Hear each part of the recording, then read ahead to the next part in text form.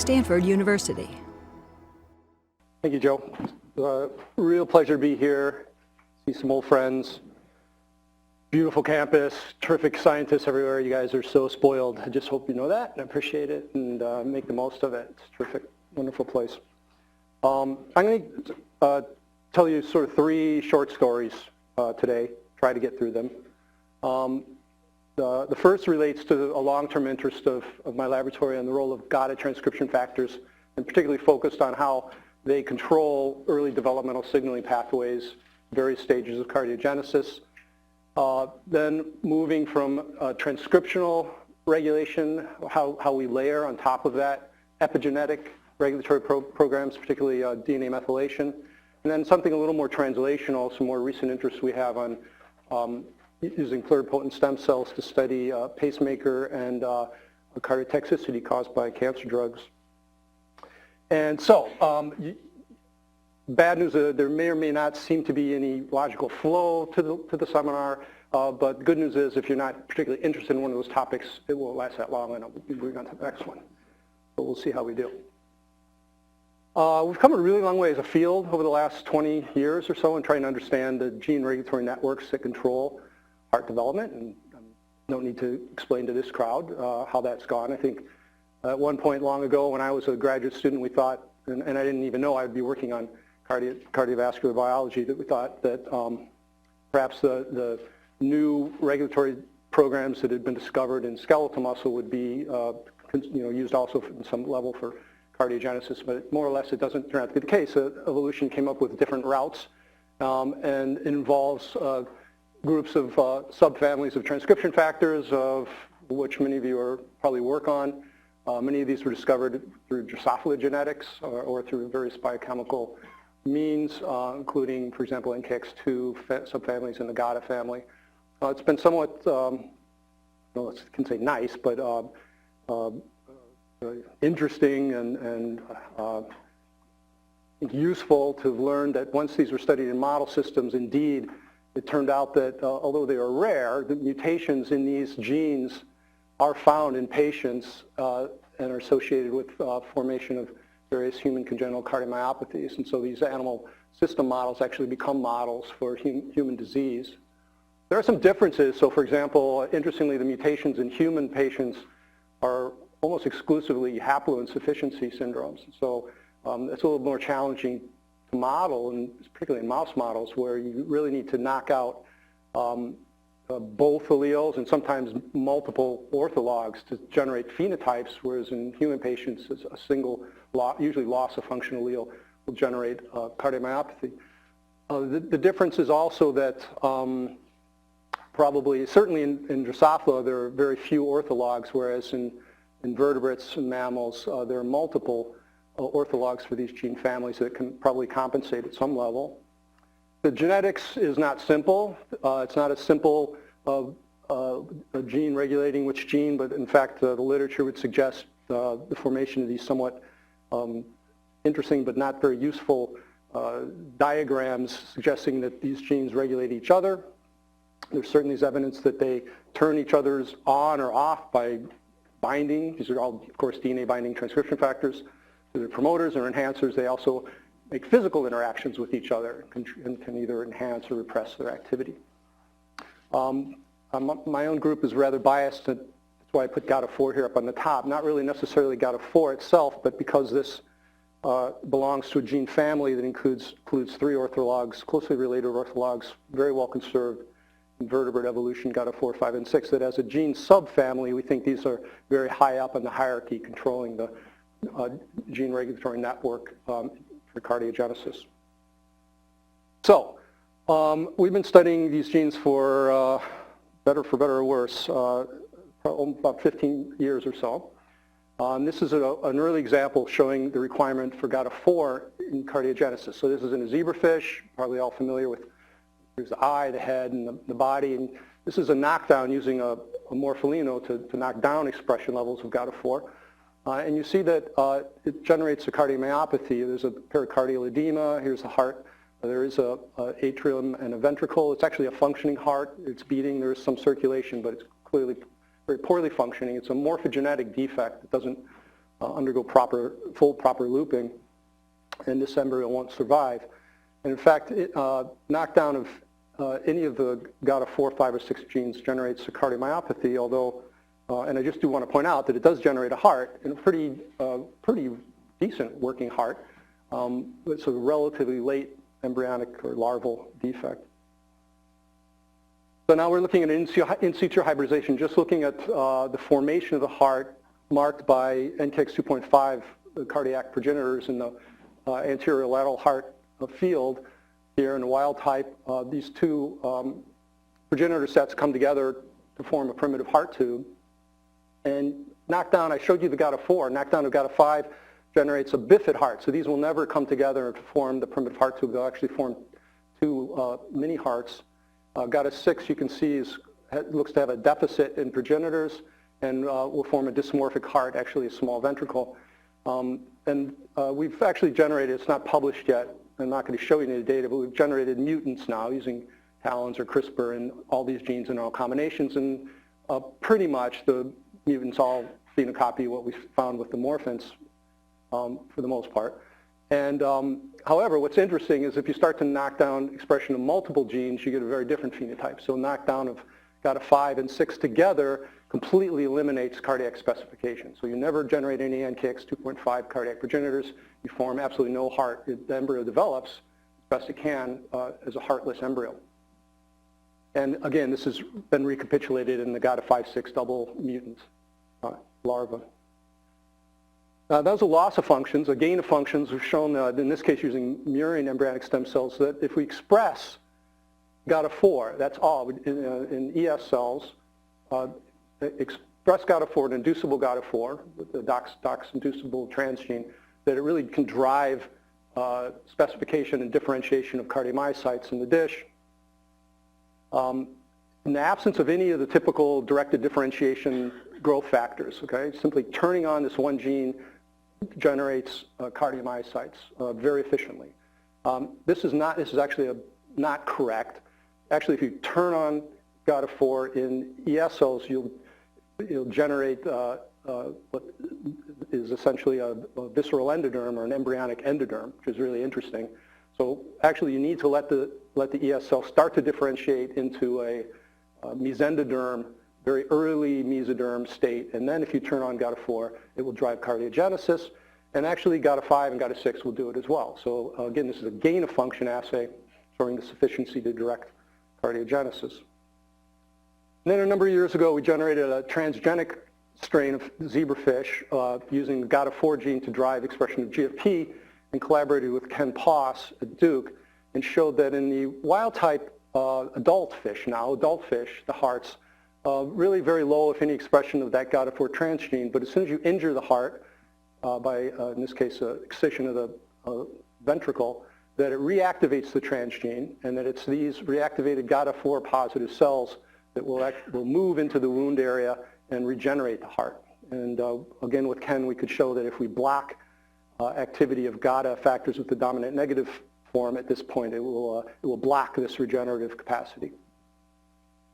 So I hope that the bottom line that you get from all of that is that GATA factors are not doing a specific thing during embryonic development, but that are somehow functioning coordinately essentially every stage of cardiogenesis, from the specification of the early progenitors to formation of a heart tube to all various morphogenetic programs that are required to eventually generate an adult heart, and then subsequently for regenerative capacity of the adult heart, at least in the zebrafish. They're also critical for all the lineages, endocardium, myocardium, and epicardium. And so essentially anything you want to study in cardiogenesis, there's a role for the GATA4, 5, 6 transcription factors, which is why I kind of have them up there very high in the hierarchy. So the first story that I'm going to tell you about, other than that background, really is just going to focus on this early role. How are they involved in specification of the early cardiac progenitors? And what we're particularly interested in is how do they do this? Not, okay, they regulate other transcription factors, but transcription factors just regulate transcription. So how do they actually functionally carry out this program of specification? So we used a a simple approach, and that was relying on the observation that I showed you, that if you lose activity of GATA5 and 6, you eliminate cardiac specification. But knocking down just one or the other doesn't eliminate specification. And so and this is actually an advantage of using morpholinos rather than the mutants, because we want to look at a very early stage when we can't tell who's mutant or not. But with the morpholinos, we know that every embryo should be affected. And so we basically knock down GATA5 or knock down GATA6 or knock down both GATA5 and GATA6. And then we look for genes that were only deregulated under these conditions but not under those conditions. So you do RNA-seq and you get lists of genes. We looked at very early developmental stages. So our marker really was specification, and the best marker we have for specification is NKX 2.5 expression. And we know that normally that comes up around between 10 and 12 hours of development in zebrafish. So we looked at 10 hours and 12 hours. And again, you get a list of genes, and we focused on genes that we knew at least were expressed in the anterior lateral plate mesoderm, where the cardiac specification would take place. And then we looked at genes, we found genes in signaling pathways that we knew BMP signaling was important for this process, other transcription factors that we knew were important for this process. We wanted to find something we didn't know anything about, and so we focused on this gene called TMEM88. And again, part of the reason we were interested in it is because I'd never heard of it before. I had no idea what it does, so you just sort of look in the literature, and there was one paper on TMEM88 in the literature, and that was because this gene had been sort of discovered in silico by investigators who were interested in finding proteins that interact with PDZ domains. And the signature for that is actually a 3 amino acid motif, val-trip-val, at the C-terminus of TMEM88, and that has been seen in other proteins that can bind the proteins that have a PDZ domain. And other than that, it was 2 putative transmembrane domains and nothing else known about it. And the reason that binding to PDZ domains are of some interest is because of one of the most famous PDZ-containing proteins, which would be the D, which is disheveled, which is a key regulator of Wnt signaling. And so actually these investigators had shown that if you overexpress TMEM88, it can impact Wnt signaling. And so we are interested in that because there's a long history of trying to understand the role of Wnt signaling in cardiogenesis. And Mark Mercola here is probably sniggering. Yeah, I've worked on that before. And this idea that actually Wnt signaling is biphasic. So it's been known for a long time, including some of Mark's work, that you need a Wnt signal early on to specify mesoderm, and then you need to block that Wnt signal to specify cardiac fate. And so we wondered if maybe expression of TMEM88 could be playing a role in this second phase of blocking Wnt signaling. So we manipulated expression of TMEM88, and indeed it generates a cardiomyopathy. If you knock down TMEM88, you end up with a sort of a skinny little heartstring. It's not nearly obviously as severe as blocking GATA5-6, so it's not a complete knockout of the heart. You generate a heart, but it's a small heart, has small ventricle and atrium, and in fact, in zebrafish you can count cardiomyocytes. It's kind of nice. So using reporter strain that expresses RFP and all the cardiomyocytes and markers for the atrium, you can distinguish atrial and ventricular cardiomyocytes and just count them by confocal microscopy. And there's a loss of atrial and ventricular cardiomyocytes by about a third or so. So you end up with a small stunted heart too. Now, is this due to deregulation of Wnt signaling? So in the zebrafish model, we could test this quite directly, and that is by using a strain where we can use heat shock to find a different way to block Wnt signaling, and that's through expression of DKK1, which is an antagonist of Wnt signaling. So if you follow through the experiment, now again, we're looking at anterior lateral plate mesoderm. This is expression of no-tail in the midline just as a marker. And in on the side here, in the anterior lateral plate mesoderm, expression of NKX 2.5, showing your specified cardiomyocyte progenitors. If you, in this strain, add do heat shock to express DKK1, it really has no effect. If you knock down TMEM88, you see that you lose many of these progenitors. But if you, at this stage around gastrulation, in addition to knocking down TMM88, express DKK1, then you can rescue that. And in fact, you rescue the numbers of cardiomyocytes and pretty much rescue cardiogenesis. And so this really indicates that, yeah, okay, the role in vivo appears to be negative regulation of Wnt signaling. So we want to know how does it work? And it decided that we could study that in the fish, but it actually might be easier to have a cell biology sort of system to study that. And so we moved this system into the human ES cells. Chuck Murray's group had shown, in Washington, had shown that indeed it also identified human TMM88 as a potential regulator of Wnt signaling during cardiogenesis using shRNA. So we actually made mutants in ES cells using CRISPR. This particular line has two mutant alleles that we predicted to be null, and then we applied directed differentiation programs, which I won't go into details. I'm sure you've seen them many times from this group, from Joe and Sean and other groups, directed differentiation of cardiogenesis. It's a little tricky doing this to test the role of a Wnt regulator because you need to inhibit Wnt signaling to generate cardiomyocytes, which you normally do by adding small molecules that inhibit Wnt signaling. So in other words, you would compensate in your protocol for the loss of function of the gene that you're trying to study. But we found that if we sort of compromise the system, so here's expression of TMM88 comes up around day 4 or 5 in the cardiac progenitor state, obviously not in the mutant.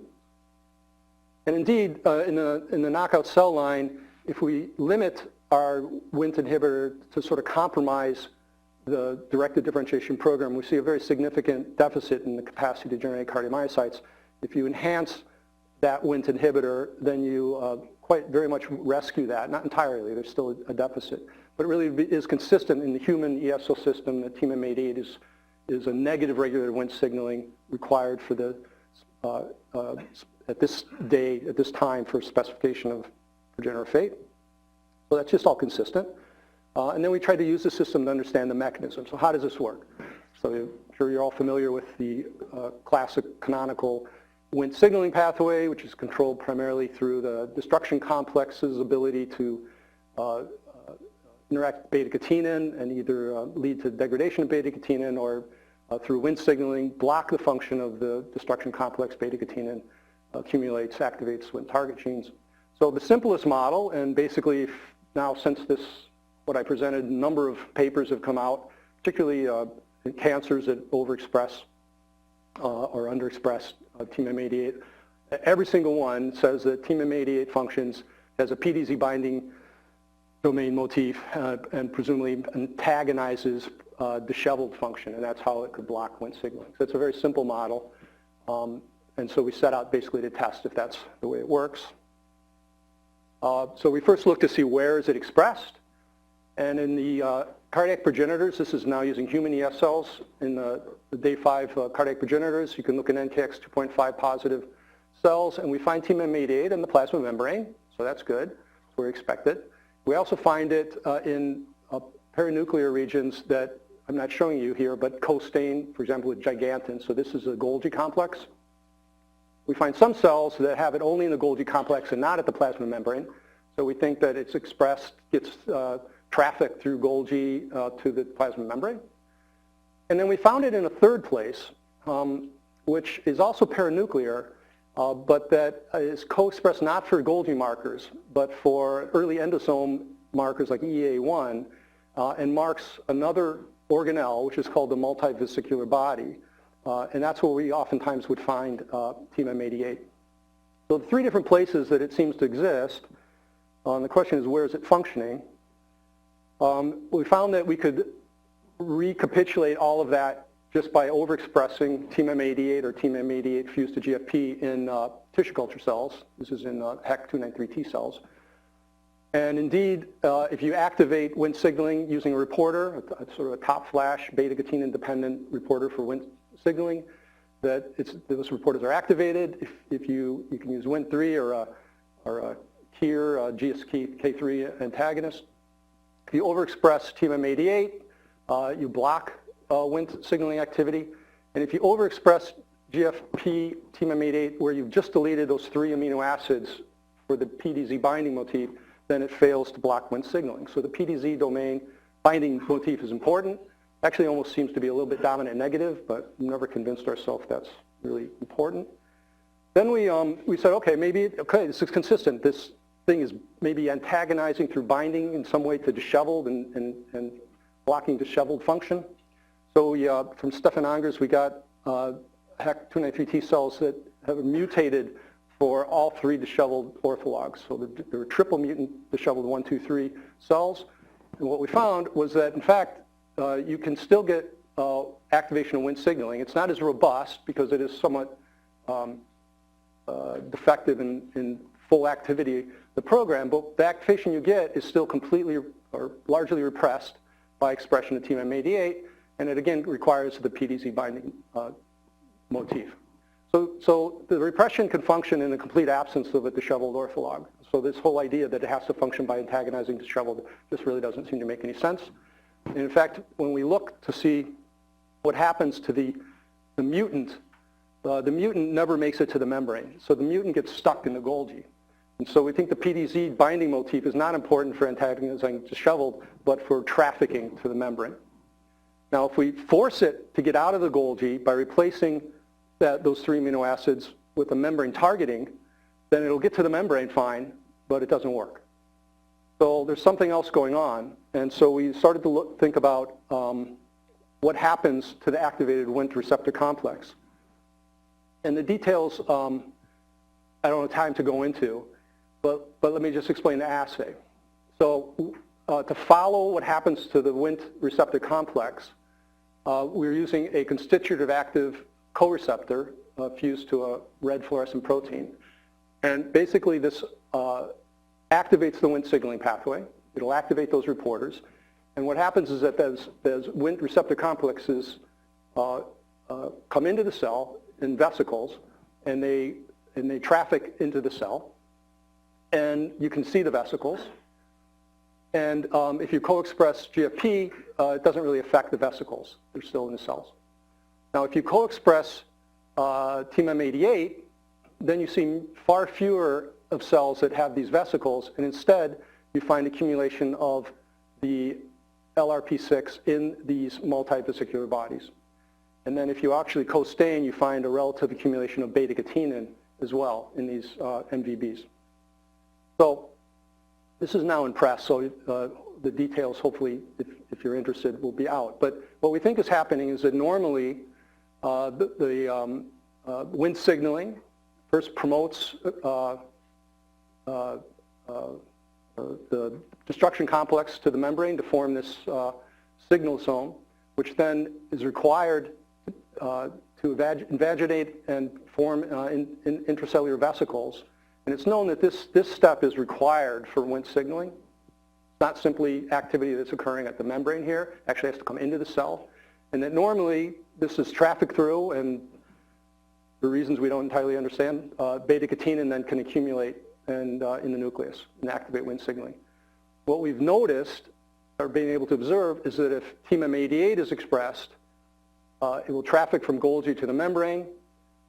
It incorporates into these vesicles as well, but now these vesicles accumulate in the multivesicular bodies, and they bring beta-catenin along with them, and that limits the amount of beta-catenin that will go into the nucleus, and instead it will end up presumably in the lysosome and degraded. So why beta-catenin gets stuck in these vesicles that move to the MVB when TMM88 there, we have no idea. And so that's sort of a biophysical problem for somebody to pursue.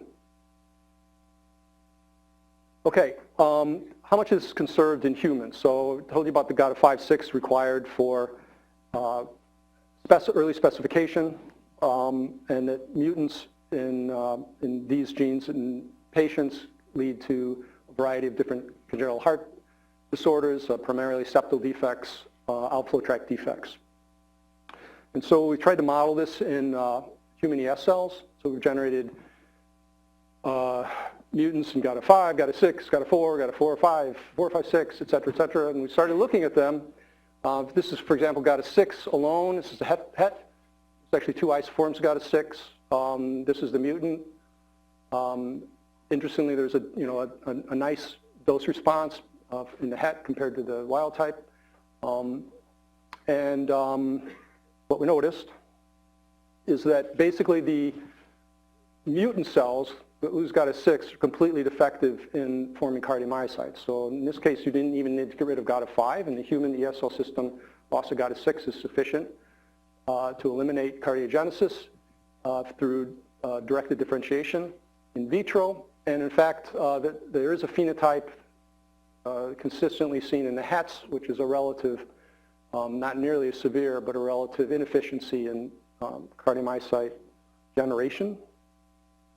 When you look at genes, that are impacted, definitely in the mutant, basically you see the whole set of who you would expect to see that would be required for the cardiac specification regulatory network. Those are not, I'm sorry, those are here, I guess. Those are not particularly disturbed so much in the het, and so this is a very different phenotype than this would appear. And one of the things we noticed was that when we think about this specification stage occurring around, in this in vitro model, around day 5 or so after you formed anterolateral mesoderm, but actually where GATA6 is expressed most is really very early. It's really at this very early formation of, sort of late mesoderm, early cardiac mesoderm. And so we're thinking this is actually a much earlier defect than, for example, what we see in the fish model. So we looked earlier and compared the gene expression patterns. And you can see that the wild type, the hets, and the mutants really are completely different in terms of genetically genes that have been impacted. More genes are impacted in the mutant than in the het. In the mutant, not surprisingly, all the go terms are related to things like cardiovascular development, because you saw the genes that were impacted. They're already impacted at day 2. And we've got a few interesting candidate genes that we didn't expect to be studying. So again, we're back to Wnt signaling. Surprisingly, LGR5, a co-receptor for Wnt signaling, is essentially off in the GATA6 mutants. Another gene called Ripley1, which has been, very little is known about it, but it's been implicated in regulating somatogenesis. So we think, and it's a repressor. So we really think that basically there's not so much a cardiac specification defect, but a mesoderm patterning defect in the absence of GATA6 in the human system. Now we've also generated IPS from patients that carry, that had cardiomyopathy and carry mutations in GATA6. This is one example. Again, we've seen defects in the hets. These are hets, of course. So this would represent the haploinsufficiency. Statistically, there is a significant difference, but I can't call this significant yet because we really need to compare this to the isogenic lines where we've corrected this one mutation, and those are being processed now, so I'm not hanging that much on this, but it's interesting, and I think it would be very interesting for us to be able to study the IPS from patients that are haploinsufficient for GATA6 with our ES lines that are mutant for one GATA6 allele. What's gone wrong in the hets? It's not very obvious. So the top hits are involved in cell adhesion, so there may be an EMT defect possibly. But there is a whole another set, a small set of genes. It's not very significant because it's a small set, but they're all involved in DNA methylation. So it's something that we'll be looking into. There's also some defects in retinoid signaling that's not shown here. Okay, so I mostly showed this so that I could transition to talking about epigenetics. We've been interested in how to layer epigenetics on top of the gene regulatory network, particularly to try to understand, for example, the haploinsufficiencies that could be very much affected, because you have families, in this case, that some siblings with the same allele may have very serious cardiomyopathies and a relative will not at all. And we don't, certainly could be genetic suppressors, enhancers, but it could also be controlled, impacted epigenetically. We've been inspired to study DNA Methylation, and particularly DNA demethylation, inspired in part by Helen Blau's work and the role of DNA demethylation in epigenetics. Of course, the DNA methylation is well understood. There are enzymes that will add 5-methyl-C, and there are enzymes that function de novo, and there are enzymes that during replication maintain those methyl marks. And then the question is really how do you remove those methyl marks, and is that important during development for the developmental transitions? And over the last 5 or 7 years, really 2 major regulatory pathways have been discovered that can impact the demethylation. There are no invertebrates demethylases, and so that's been a bit of a problem, but there are 2 biochemical pathways. One uses ApoBec or AID enzymes to deaminate the base, and we studied that role of AID in reprogramming from somatic cells to pluripotency, which I won't talk about today. But the other one is a set of proteins called the TETs that are oxygenases, and will oxygenate this methyl group to form 5-hydroxymethyl-C. And both of those cases end up through various mechanisms to remove that base excision repair, and basically put in a normal cytosine to erase that methyl group by replacing the base. So these TET proteins came to fore for their interest basically because they've been found in associated with particularly lymphomas, leukemias, and some lymphomas. They're also been implicated and very highly associated with clonal hematopoiesis, which I don't know how much you're aware of this, but you know, it's that disorder of clonal hematopoiesis has been very much now associated with cardiovascular disease, and something we're very interested in, and I'm not going to have time to talk about today, but we've rather has said, let's focus on there are developmental roles, so let's focus on what are their developmental functions to give us some cues to you know, what may go wrong when they're mutated in the pathogenesis. And so we collaborated initially with Mary Gall, a colleague who was at Sloan Kettering, has moved to Georgia, and her student had made mutants in TET1, 2, and 3. There are 3 orthologs in fish, just like people. In the fish, if you mutate TET2 and TET3, you pretty much eliminate TET activity during early embryogenesis. So the fish grow up without any 5-hydroxymethyl-C. And surprisingly, I'm not showing you fish.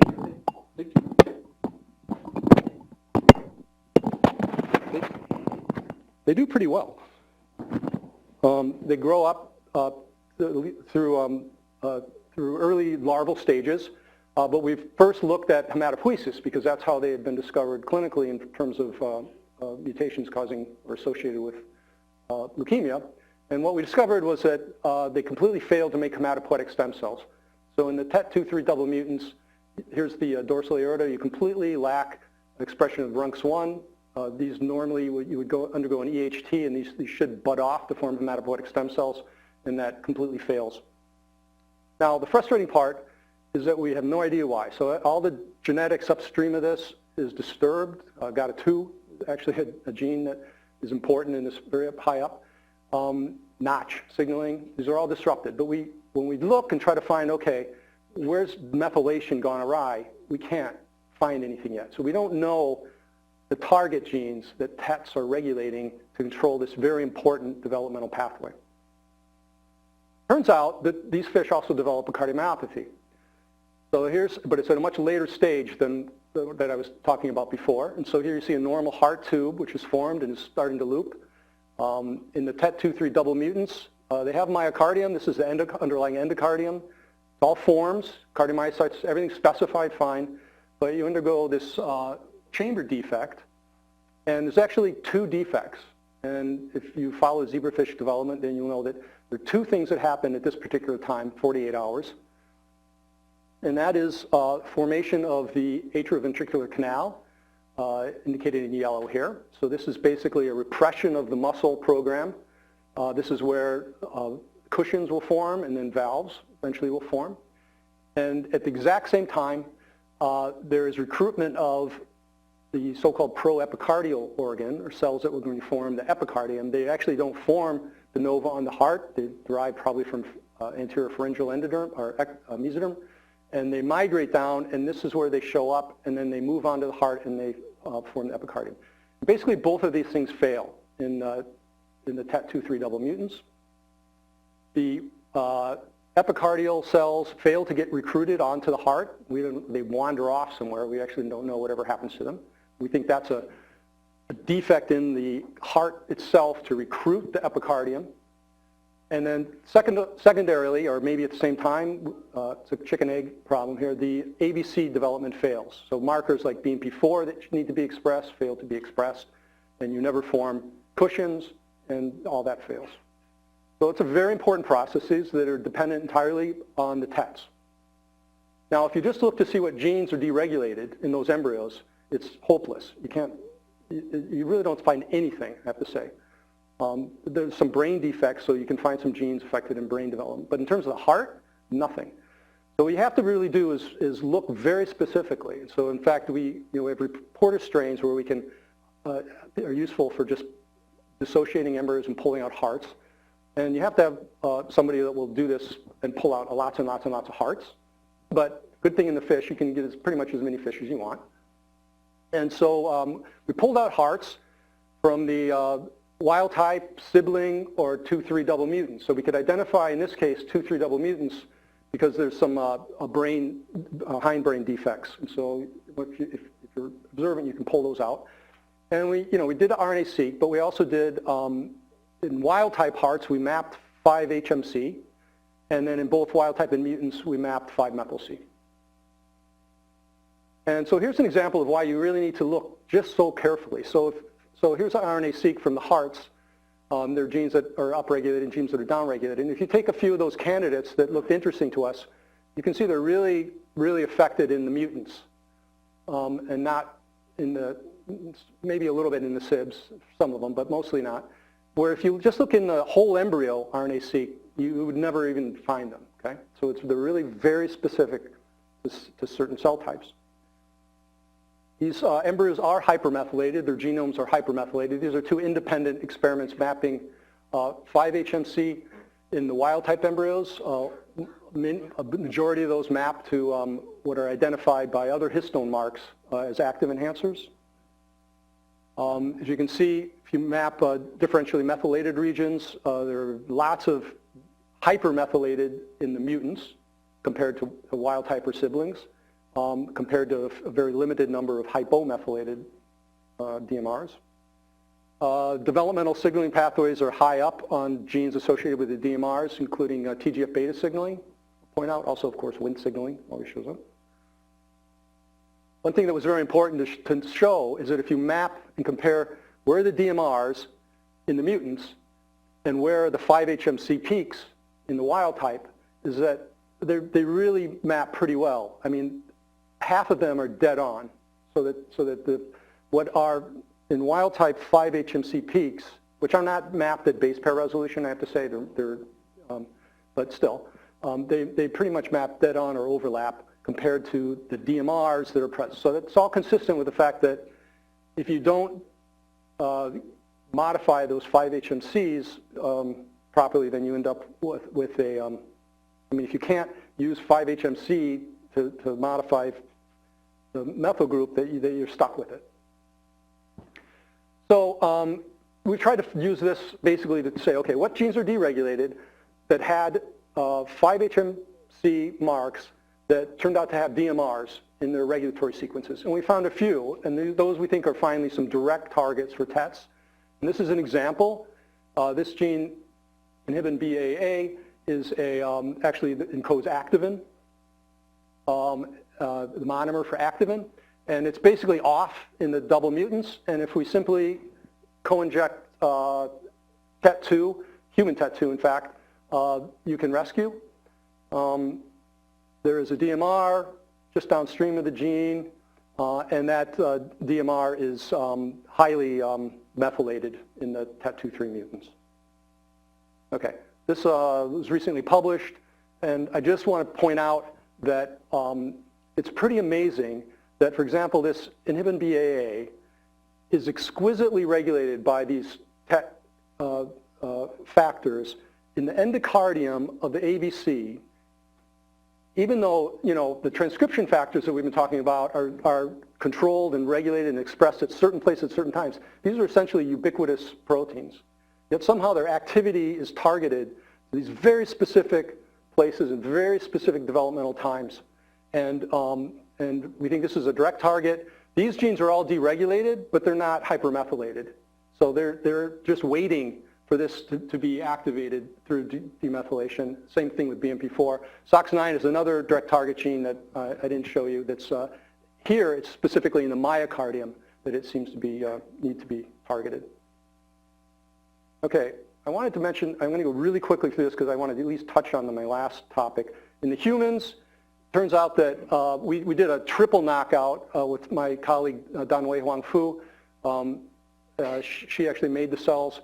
The triple knockout completely fails. You can't make cardiomyocytes in the triple knockout, so it's a very different phenotype than what we see in the fish. And we can pretty much rescue the triple knockout by expressing TET1. So in the human ES system, it seems that you need TET1 as the key player, not TET2, 3. It's just difference in the species. They're blocked. You can't make cardiomyocytes. Guess whose Wnt pathway is actually up in the mutants? Here's our old friend, came back, TMM88, completely off in the triple knockout TETs. So again, back to this control of negative regulation of Wnt signaling. TMM88 is highly hypermethylated in the triple knockouts, and I want to point out that it's highly methylated in the stem cell state, or in the day 3, or in the day 8. If we try to rescue that Wnt defect, you can rescue some of the program, like TBX5, which is not hypermethylated, but other genes like NKX2.5 are not rescued.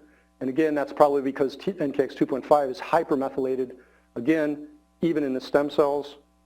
Point I wanted to make was that in ES cells that are triple knockout, most of the hypermethylated sites are there already as hypermethylated in the ES cells. It's not that they fail to get demethylated. They're already failing to get demethylated in the ES cell state. And basically, what we're trying to do is use, for example, Cas9 TET1 fusions and guide RNAs to target enhancers of NKX2.5, and we can get some rescue of NKX2.5, but not rescue of cardiogenesis, so there are other target genes that we need to find. Okay, very briefly, because I only have about 5 or 6 minutes, I want to switch topics now to the conduction system.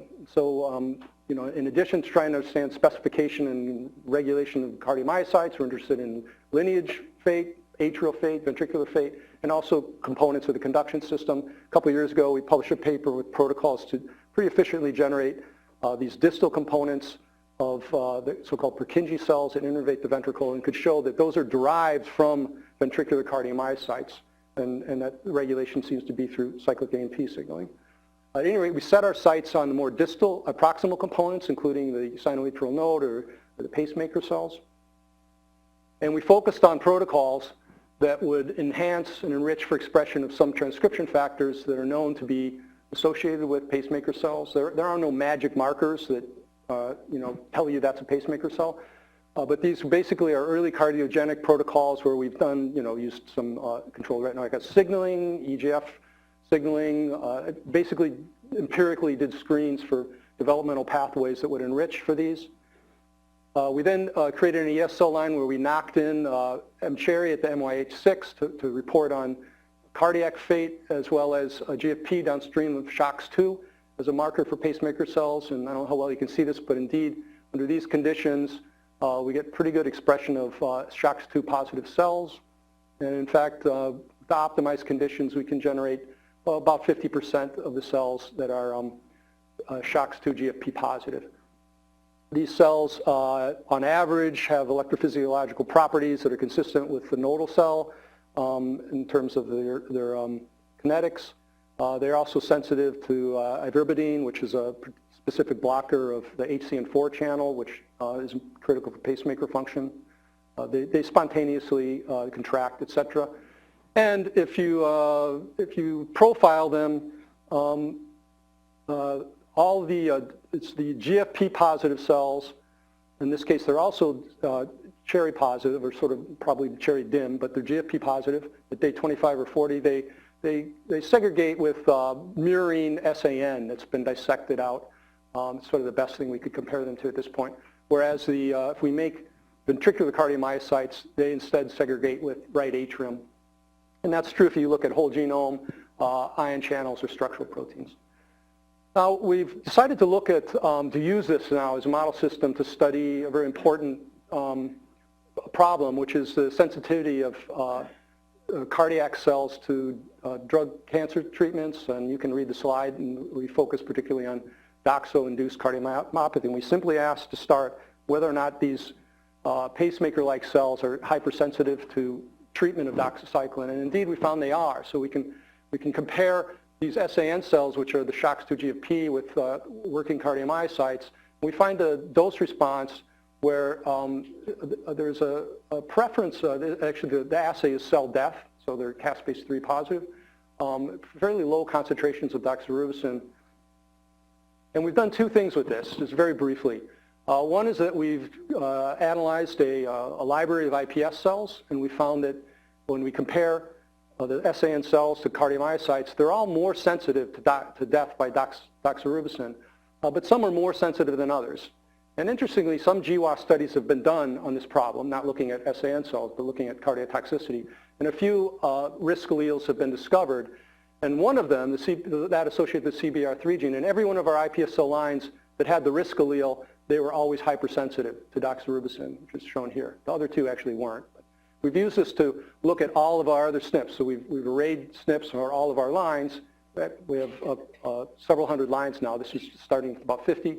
And that has given us some new SNPs to look at and try to validate in human samples. And I don't have time to really talk about that. I will say that we've used this assay to screen compounds that when added with doxorubicin would block apoptosis, and we were able to find one, which I'm sorry I have to call it compound X for today, but the paper's not published yet. But it's at fairly high concentrations. It pretty much rescues toxicity, and even on our cells that are highly susceptible to dox.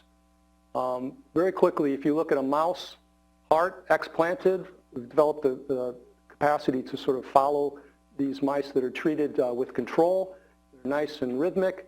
If we look at a mouse that had been treated with dox, up here near the right atrium, it doesn't look so good, and it actually undergoes sinus pause. So we think that this is something that's actually conserved in vivo. If you measure the rhythmicity of those hearts and the controls compared to the dox-treated hearts, it doesn't look good. And finally, if you analyze by whole mount, expression of cardiac marker, the SAN marker HCN4, and caspase-3 in the controls, you don't really see any cell death. But in the dox-treated mice hearts, you Stanford University.